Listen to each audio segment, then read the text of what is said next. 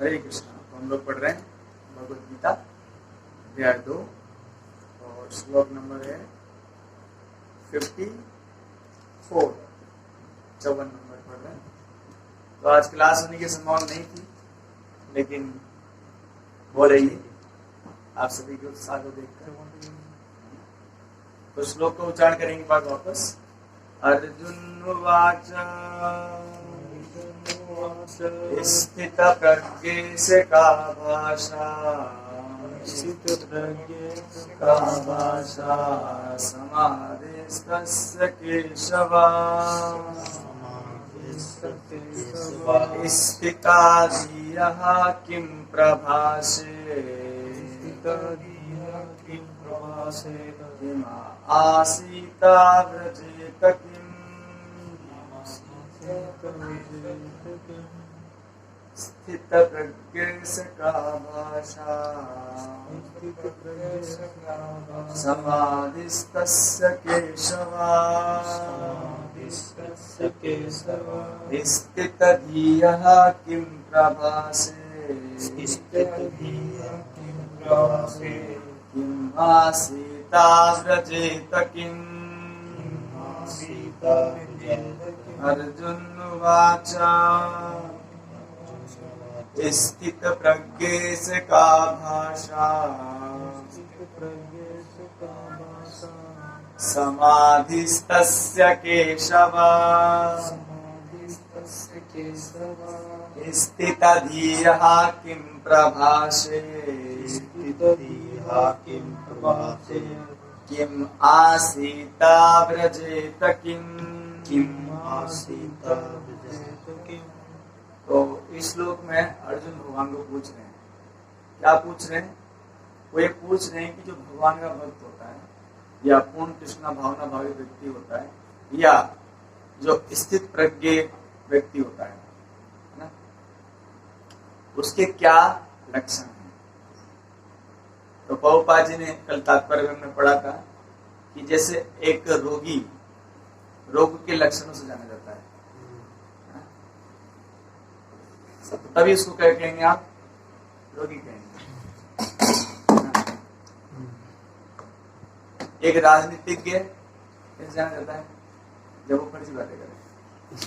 जैसे एग्जाम्पल राजनीति की बात जी तो बहुत अच्छा है, वो दिखा रहे हैं बस अच्छा नहीं हो, लेकिन वो है ना। तो हाँ, जैसे कि एक डॉक्टर को पहचान जाता है जब वो ट्रीटमेंट करता है ना।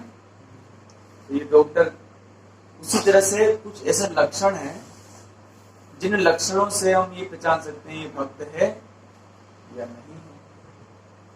तो कल हमने एक लक्षण की चर्चा करी थी, स्थित प्रज्ञ से का भाषा। का भाषा का मतलब समझते हैं परिभाषा क्या है ना।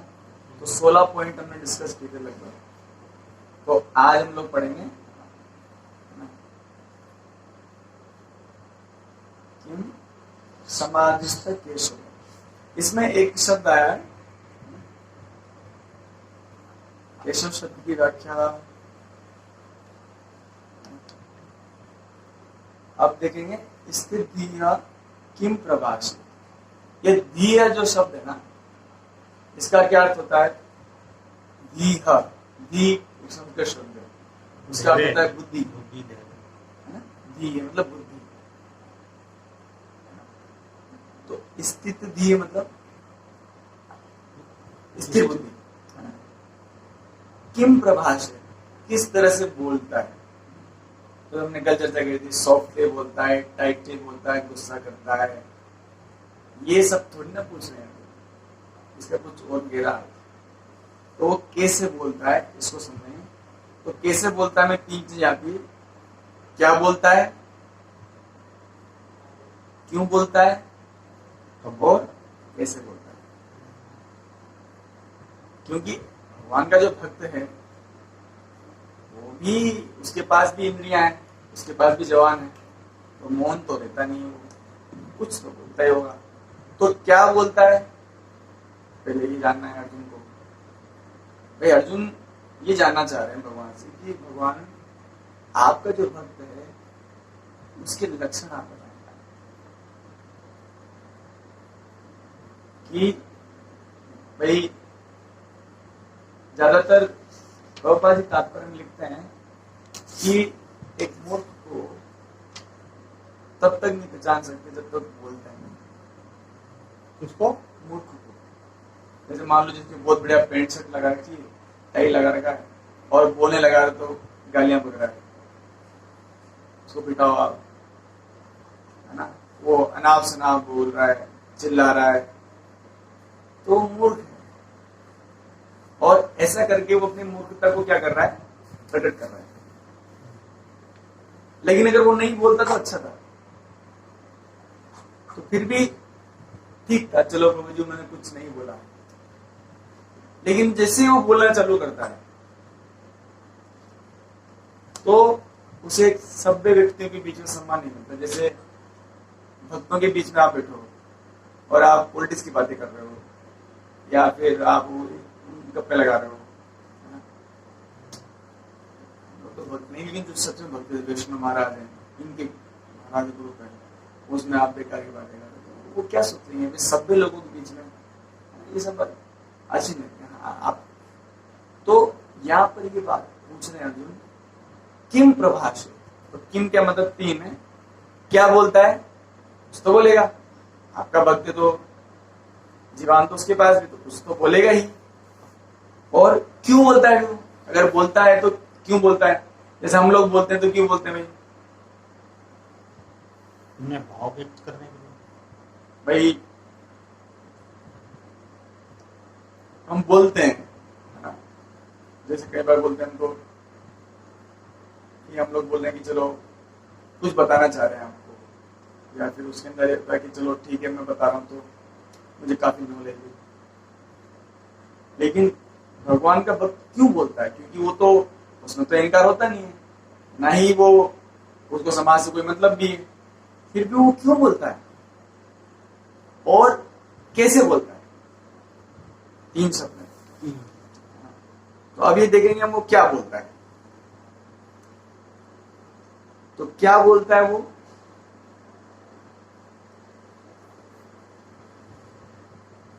सिर्फ भगवान के विषय में ही बोलता है। क्यों, अब आया ना मन में, क्यों भगवान के बारे में क्यों बोलता है और क्यों बातें करता है वो, मन में प्रश्न आ रहा है ना। तो ये ठीक है, वो कहते हैं हम तो भगवान के बारे में नहीं बोल रहे यार ना, हम दुनिया में देखते हैं लोग भगवान के बारे में नहीं बोल रहे हैं, लेकिन नहीं बोल रहे हैं आप। और अगर वो बोल रहा है भगवान के बारे में, भगवान से रिलेटेड टॉपिक्स बोल रहा है, गीता बोल रहा है, भागवत बोल रहा है, भगवान की कथा सुना रहा है, तुरंत मैंने प्रश्न होता है दुनिया के तो लोग तो नहीं बोल रहे हैं, ये क्यों बोले जा रहा है, उसको भगवान से लगाव होगा तभी बोल रहा है ना। सही कहा आपने। तो क्यों बोलता है इसके बारे में बताते हैं। इसके दो तीन कारण है कि भगवान के बारे में ही क्यों बोलता है। क्योंकि एक कारण ये है कि भगवान का विषय आनंद में है। क्या है, आनंद में। जैसे मैं आपसे कहूं प्रभु जी आप कोई भी फिल्मी गाना ले लो, ठीक है, कितने साल गा सकते हो उसको, डेली गाना है, 4-5 दिन के बाद नहीं नहीं नहीं प्रभु जी, तो चलेगा, डेली गाना है आपको उसको, सबसे फेवरेट फिल्मी गाना है आपका और आपको उसको डेली गाना है, कम से कम 10-20 बार से ज्यादा कौन, 1 साल तो कर लो प्रभु जी। क्यों, इच्छा ही नहीं होगी। क्यों, क्या, नहीं 4-5 बार के बाद फिर इच्छा नहीं होगी। माता जी बता रहे हैं कि आनंद में मिलता है। और कम से कम अगर मेरी बात करें, मुझे 10 साल हो गए एक ही गाना गा रहा हूँ, और वो भी अजीब सा गाना है, हरे कृष्णा कृष्णा कृष्णा हरे हरे, हरे राम राम राम हरे। कितने साल से, 10 साल से एक ही चीज को गा रहा हूँ और डेली 2 घंटा गाता हूँ, और ऐसे भी नहीं टोन में गाता हूँ। जैसे मैं बोल रहा हूँ आप कोई भी फिल्मी गाना मत लिखिए, कोई भी फिल्मी गाना है उसको बस आपको बोलना है, माला भी जपना है, एक उसकी 4 पंक्तियां हैं, बोले वो 2 माला फेरनी है उसकी, आपको कर लो। क्यों, जो नहीं है ना बता दिया ना उन्होंने, क्या नहीं है? आनंद नहीं है। क्यों? क्यों नहीं आनंद? वो उसको अंदर से फील थोड़ी कर रहे हैं, गाना गा रहे हैं वो। तो आनंद आना चाहिए आपको, तो फिल्म गाना है, देखना है। उसका सेंस नहीं ना कुछ।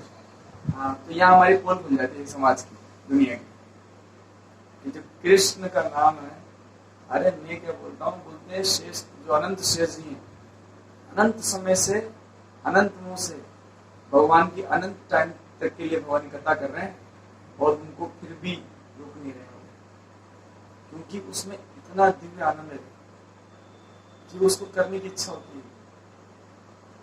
कोई पैसे थोड़ी दे रहा है मेरे को कि नहीं, हरे कृष्ण महामंत्र गाओ 2 घंटा, तुम्हें 10,000 महीने के मिलेंगे। कुछ तो बात है ना प्रभु जी, जो हमारे पास नहीं है।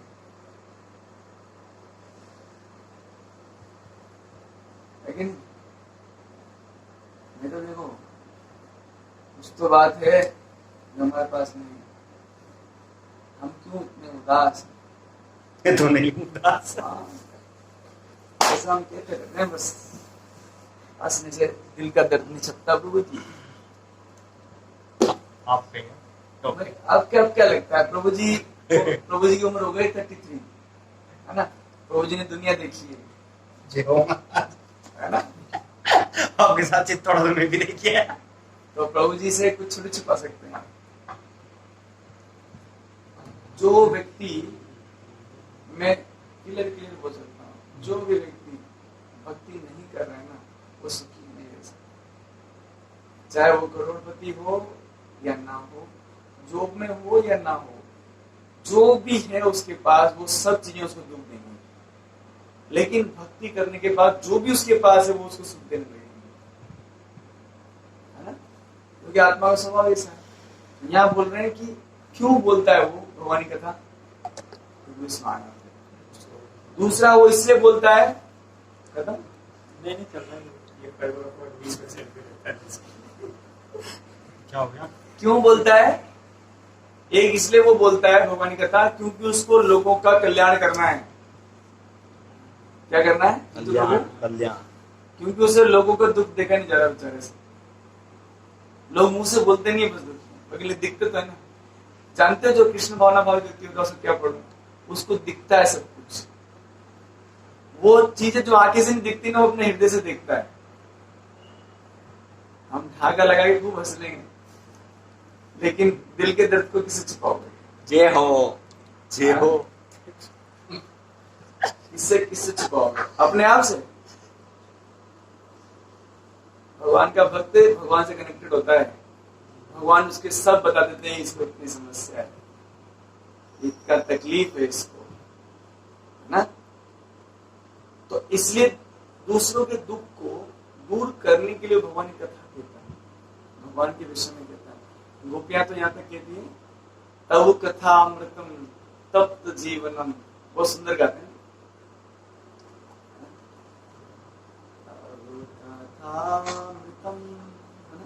तप्त जीवनम, कि सभी का जीवन तप्त है, दुखी है, मरे जा रहे हैं, जले जा रहे हैं, क्रोध से, ईर्ष्या से, सब जल रहे हैं अंदर ही अंदर।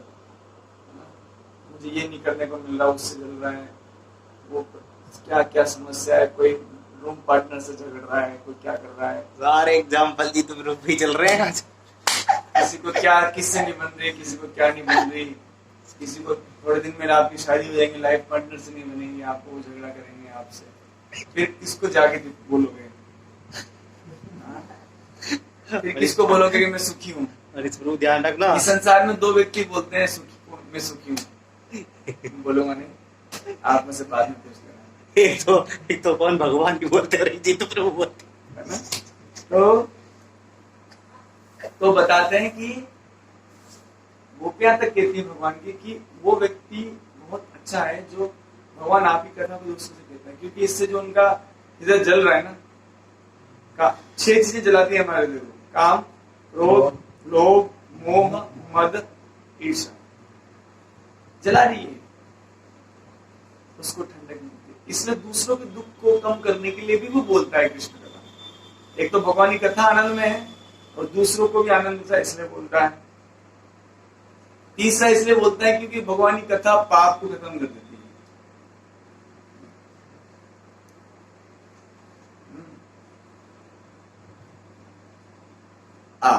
तो किम प्रभाषित में एक तो क्या बोलता है, भगवान के बारे में बोलता है, क्यों बोलता है ये भी समझ में आएगा। अब कैसे बोलता है, तो वो कुछ इस तरह से बोलता है कि लोग परेशान ना हो। जैसे प्रभुपाद जी एक बार एक जो होता है ना वो फॉर्मूला 1 कार वाला होता है ना, जिसमें बहुत तेज कार घूमती, तो उसका जो फर्स्ट पूरे वर्ल्ड का नंबर 1 का जो ड्राइवर था वो उससे प्रभुपाद जी से बात कर रहे थे। तो प्रभुपाद जी से ऐसे बात कर रहे थे, अरे तुम कैसे गाड़ी चलाते हो, ये कैसे करते हो, सब। तो प्रभुपाद जी से बोले, प्रभुपाद जी आप तो माया के बारे में बात कर रहे हैं, ये तो मटेरियल टॉपिक्स हैं। प्रभुपाद जी ने कहा रुको, बाद में बताता हूँ। सारी बात कर ली, फिर प्रभुपाद जी ने कहा बहुत अच्छा, एक बात बताओ कि अगर ऐसा करते करते कभी गाड़ी चलाते जाते तुम्हारे प्राण निकल जाते तो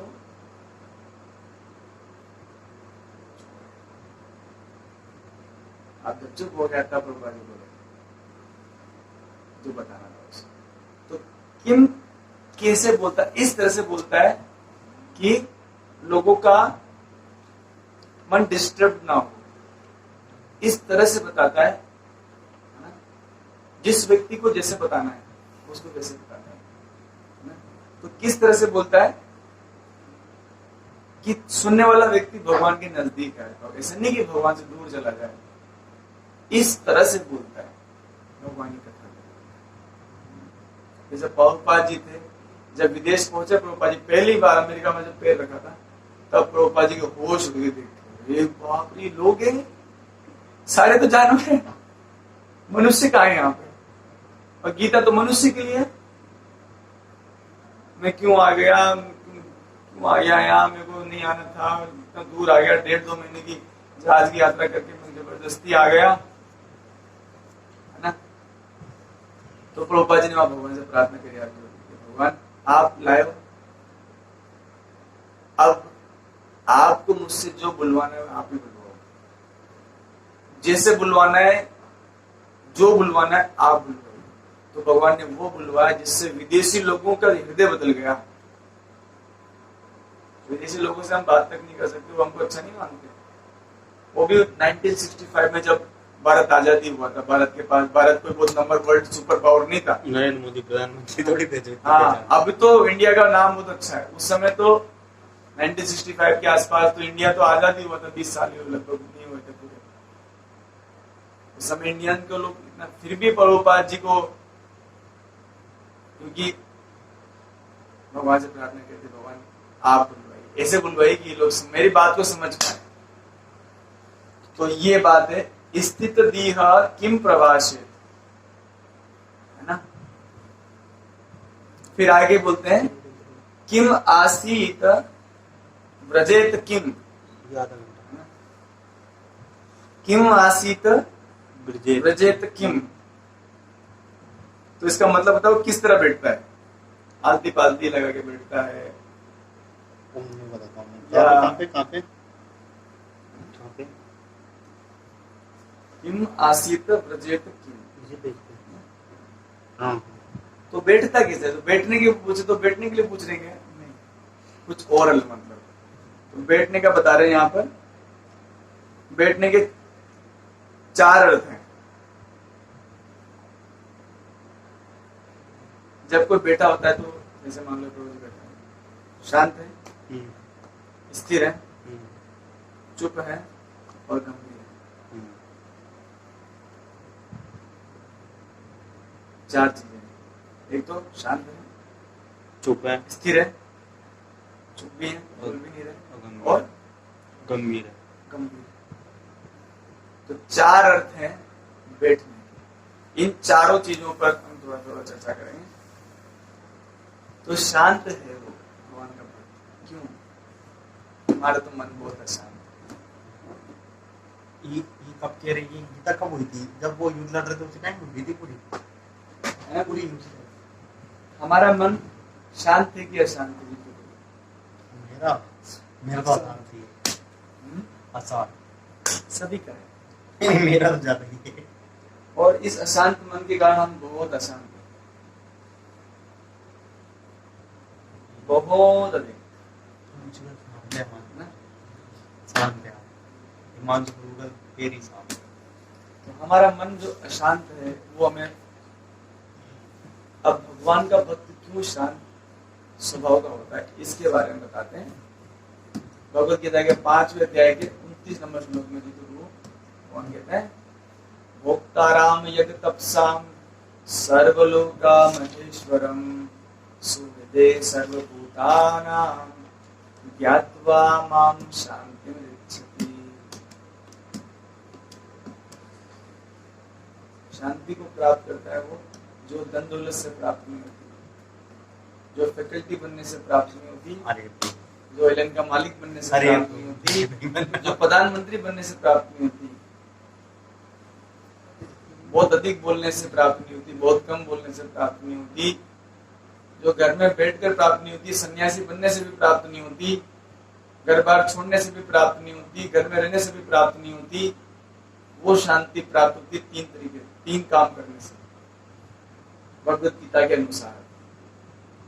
तो भगवान समझाते हैं कैसे प्राप्त होती वो, भोक्ताराम यज्ञ तपसा, कि मैं वो व्यक्ति हूं जिसको आप संतुष्ट करते हो तो आप ही को संतुष्टि मिलती है। क्योंकि जैसे हमारे शरीर में पूरे शरीर में भोक्ता कौन है, पेट। बाकी सब काम कर रहे हैं, हाथ भी काम कर रहे हैं, बाकी सब इंद्रियां काम कर रहे हैं, बस सबको क्या काम करना है, पेट को देना है। लेकिन अगर सारे हाथ पैर सारी इंद्रियां मिलकर अगर पेट को ना दें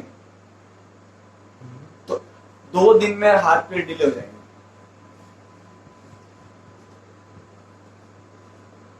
तो हाथ और पैरों को सबको अगर खुद को भी एनर्जी चाहिए, सुख चाहिए, तो क्या करना पड़ेगा, हमें पेट में भोजन देना पड़ेगा, क्योंकि उसी से सबको एनर्जी मिलती है। और ऐसा ना करें, हाथ सोचे नहीं मैं तो नहीं डालूंगा हाथ पेट में भोजन, तो इसको फायदा होगा नहीं।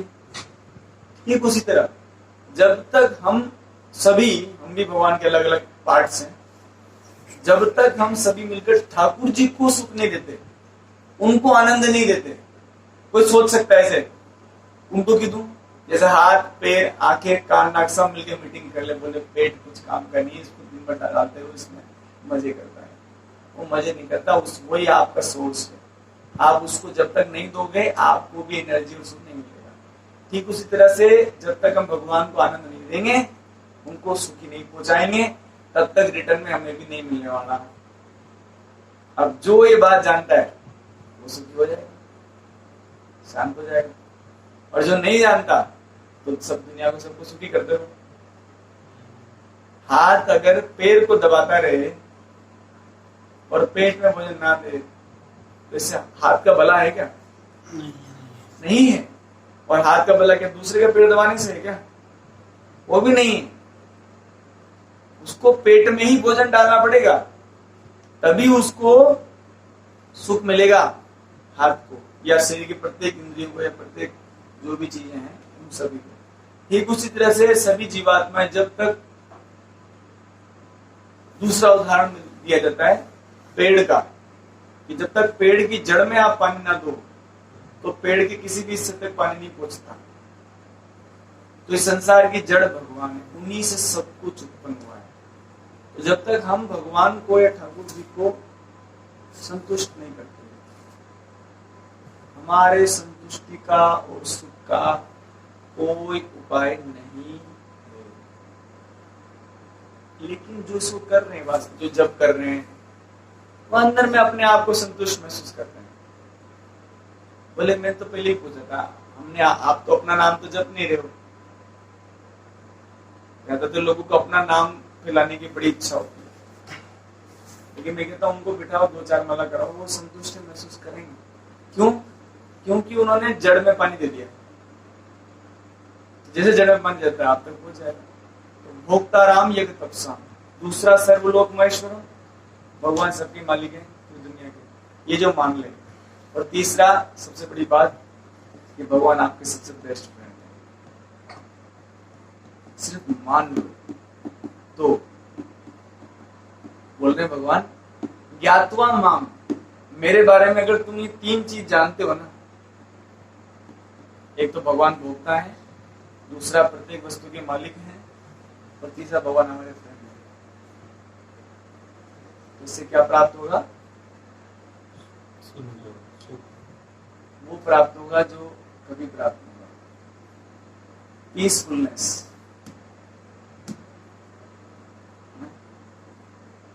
तो इसलिए वो भगवान का भक्त शांत है। दूसरा, वो स्थिर है ना। स्थिर का मतलब क्या है?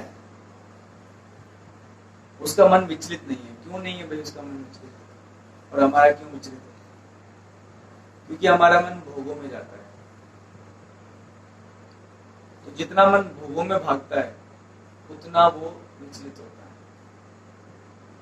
इस बात को तो भगवत गीता भगवान ने बहुत बार बोला, जैसे कि यही संस्पर्धा होगा दुख योनि एवते, कि भोग करने से सुख नहीं बल्कि दुख प्राप्त है।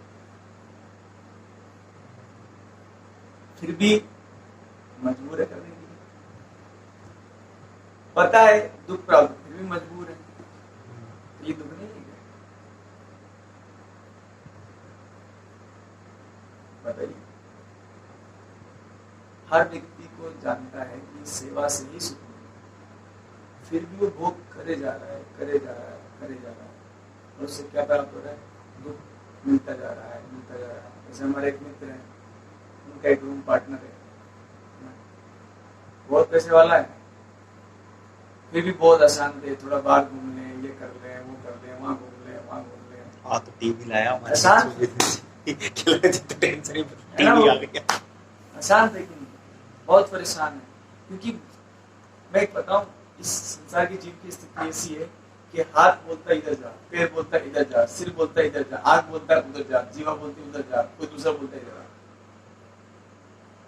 खींचा जा रहा है बेचारा। और ये करने के बाद भी उसको इतना मन अशांत है। अरे दया आनी चाहिए ऐसे लोगों को, दया आनी चाहिए हमें ऐसे लोगों पे। स्थिर नहीं है सब कुछ, फिर भी स्थिर नहीं है। तो किस ले रहा है?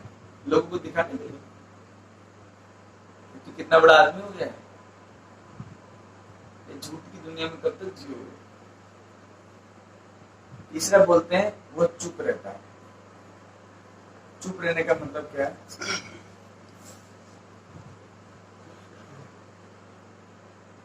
कि वो व्यर्थ की बातें नहीं करता,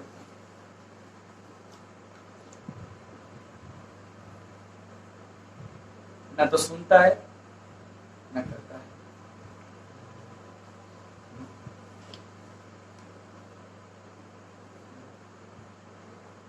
तो एक बताते हैं, आप सुन के आपको आश्चर्य होगा। एक ब्राह्मणी कथा सुनिए आप। श्रीमद् भागवतम के 11वें स्कंद में ये वर्णन आता है। उद्धव जी, भगवान कृष्ण ने उद्धव जी के सामने एक अवंती के एक ब्राह्मण की कथा बताते हैं। अवंती का एक ब्राह्मण था, तो लोग उसको कैसे कैसे तंग करते थे ये सुनिए। कैसे कैसे उसको परेशान करते थे, फिर भी वो परेशान नहीं हुआ। इसको सुनिए। ब्राह्मण था तो कोई उसका डंडा लेके भाग जाते थे, फिर भी परेशान हुआ। कोई उसका भिक्षा पात्र छुपा देते थे, फिर भी परेशान नहीं हुआ। कोई वो जब करने बैठता था तो उसकी माला लेके भाग जाते थे, फिर भी परेशान नहीं हुआ। तो कोई उसका कपड़े लेके भाग जाते थे, तब भी वो परेशान नहीं हुआ। कोई उसको वस्तु को देते थे और देके वापस छीन लेते थे, तब भी वो परेशान नहीं हुआ। शांत रहता था, चुप रहता था। मतलब कोई लोग उसको लाठियों से पीटते थे बेवजह, कि बड़ा चुप रहता है, इसको मारो पीटो, इसको ताकि इससे कुछ बुलवाए, इससे कि मुझे क्यों मार रहे हो, कम से कम ये तो सुना है ना। तो कोई उसे चोर कहते थे, है ना। कोई उसको बांध देते थे, बेवजह बांध देते थे, फिर भी परेशान नहीं हुआ। कोई उसको ढोंगी बोलते थे, अब मतलब मानसिक रूप से, शारीरिक रूप से और वाणी के द्वारा तीनों तरह से लोगों ने उसको परेशान करने का प्रयास किया, फिर भी वो चुप रहा। कोई इस पर थूकते थे, कोई मलमूत्र फेंकते थे। Too much torture. इतना करने के बाद भी अगर कुछ नहीं बोलेंगे तो मैं उसको सुखी कहूंगा आदमी। He is a happy person जो इतना करने के बाद भी डिस्टर्ब नहीं। क्यों? क्योंकि उसका मन भगवान में लगा हुआ है। तो जिस व्यक्ति का मन ऐसा है वास्तव में धनवान है। वो धनवान व्यक्ति को जी,